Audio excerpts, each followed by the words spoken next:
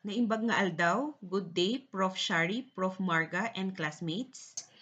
Today, we're diving into a critical issue that affects not just our community but the future of our youth, the rising vape-demic among the young people in Baguio City, Benguet, Philippines.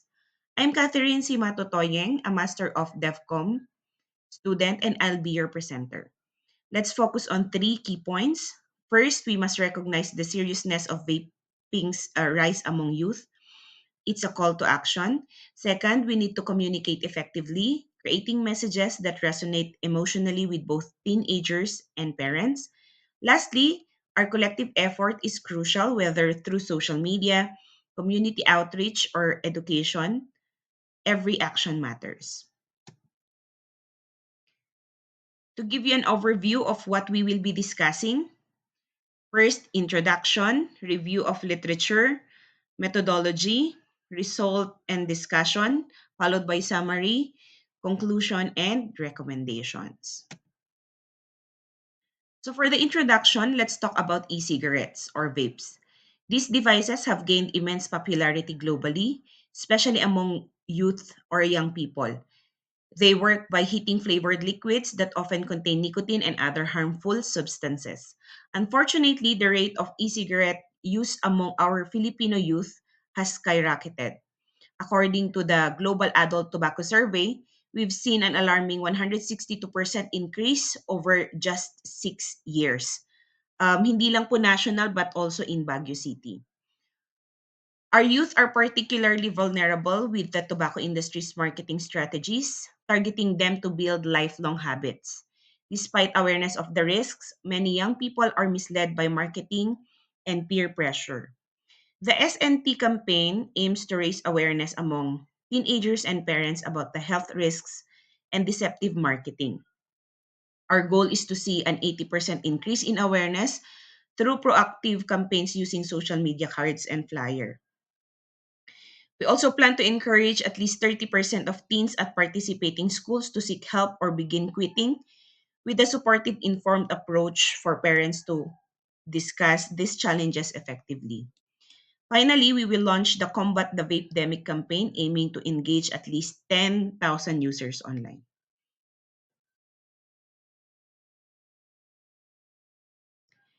In this section, we delve into the literature surrounding the health challenges posed by e-cigarettes, particularly among youth. One of the primary objectives is to align with Sustainable Development Goal number 3, which focuses on promoting well-being for individuals of all ages. The Department of Health or DOH in the Philippines underscores the importance of healthy habits such as avoiding smoking, alcohol, and drugs. This is crucial as we see a rise in adolescents vaping, which contradicts these health goals. Research shows that despite being marketed as a safer option, e-cigarettes pose significant health risks and can lead to nicotine addiction. Social influence plays a substantial role in minors' decision to start vaping. Friends' behaviors and societal norms often make e-cigarette use seem acceptable or even appealing. Parental influence, however, can counteract this trend. When parents are informed and actively engage with their children about the risk, adolescents are more likely to understand the dangers and less likely to vape. Methodology. I'll talk about the methodology behind our pilot test conducted in Baguio City. I distributed online questionnaires from November 19 to 25, 2025. These questionnaires include both quantitative and qualitative questions designed to evaluate the content, design, and impact of our draft information materials, which are the social media cards and the flyer. The participants were split into two groups. The Combat the Vape-demic campaign targeted youth aged 13 to 17, while the Talk to Vape initiative focused on parents and guardians aged 18 and 65 and above. An adult communication expert reviewed the social media cards and flyer to ensure clarity and effectiveness. For data collection, I used a random selection method. We surveyed 30 parents out of a pool of 50 and 91 youth from a total population of 10,000, maintaining an 80% confidence level with a margin of error about 7 to 8%. Now we go to the results of discussion of our survey on the social media cards that aimed at combating vaping.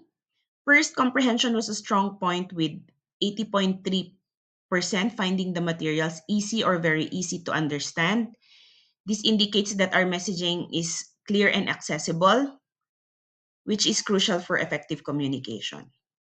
Next, regarding relevance, over 76% felt the content was relevant or highly relevant to their current situation. When it comes to attractiveness and design, about 75.9% found the visual appeal of our material to be attractive or very attractive. This is significant as engaging design can greatly enhance message retention. Cultural appropriateness also scored high with 97.8%, agreeing that the materials align with their cultural values and are seen as respectful and inclusive. Finally, on motivation and intended actions, a remarkable 81.3% of respondents felt motivated to follow the recommended action. This is the ultimate goal of our campaign to combat the vapedemic. Overall, the social media cards received positive feedback, with nearly all respondents rating them a good or as good or excellent. This feedback is invaluable as we continue to refine and expand the campaign effort. Now let's discuss the results and discussion on the talk about the vape flyer. The flyer was generally well received with 43.3% of respondents finding it easy to understand. Interestingly, another 26.7% felt it was both easy and neutral, whilst a small 3.3% found it hard to understand. This insight suggests there might be a room for enhancing clarity for the minority who struggled a bit. When it comes to relevance, 50% of the respondents found the content relevant and 36.7% thought it was highly relevant. This highlights the flyer's ability to connect with the current situations effectively. Now, on the design, while 46.7% found the flyers attractive, a significant 43.3% remained neutral. This suggests a balance between appealing visuals and neutrality, which could be a point of improvement.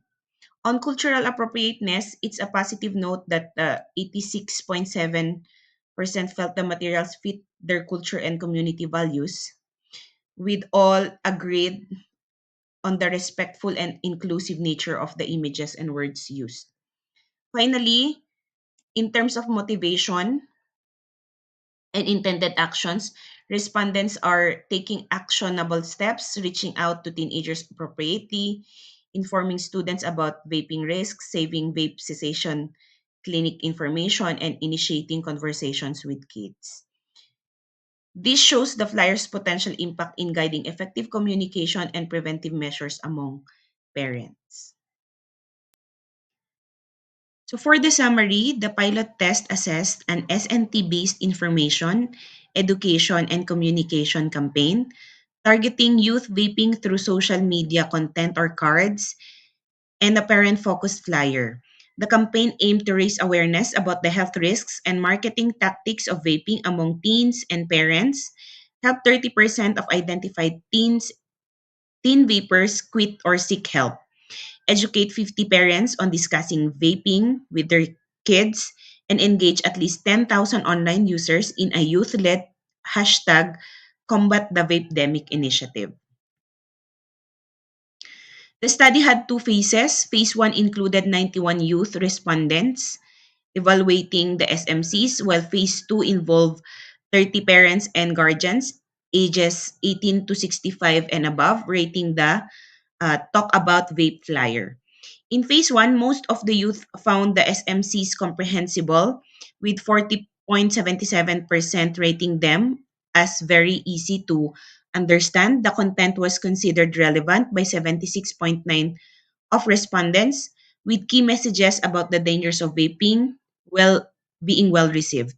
Nearly half, 49.5%, found the SMCs visually appealing, and 81.3% express a higher likelihood of engaging in recommended behaviors to resist vaping. In phase 2, parents found the flyer easy to understand, 43.3%, and relevant, 86.7%. All respondents indicated they would take action suggested in the flyer, like discussing vaping with their teens and steering them away from smoking. Overall, the pilot test showed that both youth SMCs and the parent flyer were clear, culturally relevant, and effective in promoting preventive behaviors regarding vaping. The findings suggest potential for significant contributions to vaping prevention if implemented nationwide. For the conclusion, the pilot test of the SNT based vaping prevention campaign has yielded promising results. I found out that our IEC materials are not only effective and acceptable but also culturally appropriate for both youth and parents. This is a strong indication that the campaign can significantly raise awareness, promote behavioral change, and enhance communication about vaping risk between parents and children. The alignment of the campaign materials with the target audience's values and needs is a key strength. Both youth and parents responded positively, demonstrating a willingness to take action. This suggests that our campaign can effectively prevent vaping initiation and support cessation efforts. It is also recognized that simplifying technical jargon could further enhance the Combat the Vape campaign. By doing so, we can make the messages more accessible, thus strengthening public health efforts to reduce adolescents vaping with active parental involvement. And these are our recommendations based on the answers of our participants. Combat the vape-demic SMCs or social media cards or contents. To enhance the credibility and effectiveness of messages, SMCs should incorporate concrete statistics, include comparisons of vaping and tobacco smoke, utilize myth-buster content to challenge misconceptions about vaping safely, to improve readability and engagement, use bullet points and simple icons or images for clarity, simplify technical terms without losing accuracy, cautiously include actual photos of vape affected lungs or warning symbols to emphasize health impacts. Respondents noted that the social media cards are clear, culturally relevant, visually appealing, and significant for adolescents. By refining content density, vocabulary, and graphics, these materials can effectively raise youth awareness and influence behavior change. Recommendations for the Talk About Vape flyer. The expert and respondents recommend providing clear guidance for parents and guardians on addressing child vaping addiction and health symptoms. To enhance usability, it suggests to establish a clear reading path with headings or number section and include a concise visual summary of health impacts using icons or infographics. Highlighting key statistics visually can improve clarity and engagement, while strengthening the call to action with prominent hotline numbers and referral information is also advised.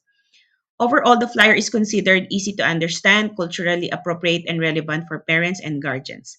However, its effectiveness can be improved by incorporating better structure, visuals, and actionable guidance to make it more parent centered. Developing IEC materials for youth, parents, and guardians with database messaging, a clear visual hierarchy, and simplified language will enhance trust and behavior change. This will strengthen initiatives like the Combat the Vape Demic and Talk About Vape in promoting prevention and informed discussions around vaping and e-cigarettes. So, out of the recommendations from the participants, the respondents, and the communication experts, these are the final and revised versions of the Combat the Vape-demic social media cards. Yan. That's SMC1 and SMC2, and then SMC3 and SMC4. And here's also the revised and final layout and content of the Talk About Vape flyer. These materials will be maximized for the phase 1 and phase 2 of the phase 2 of the Combating the Youth Vape-demic in Baguio City campaign. Iyaman, thank you for listening.